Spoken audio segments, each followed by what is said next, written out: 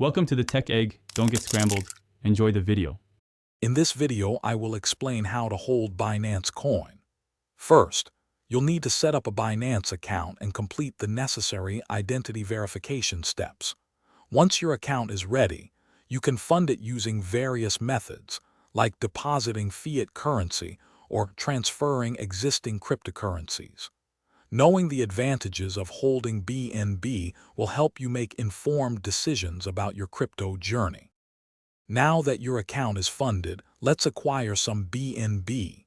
Head over to the Buy Crypto or Trade section within the Binance platform. You can choose your preferred payment method, whether it's a bank transfer or a credit card, and select the currency you're using. Then, simply enter the amount of Binance Coin you want to buy and confirm your purchase. Once you've purchased BNB, you have several storage options. For convenience, you can keep it in your Binance Spot wallet, which is great for active trading. For enhanced security, especially for larger amounts, consider moving your BNB to a hardware wallet.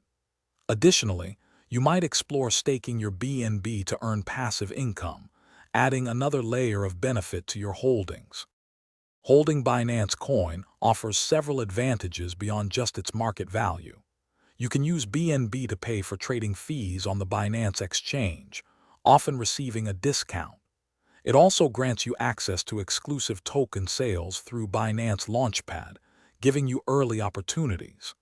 Furthermore, BNB is integral to the BNB chain ecosystem, powering many decentralized applications and services. Thanks for watching. Consider subscribing if I helped unscramble your problems.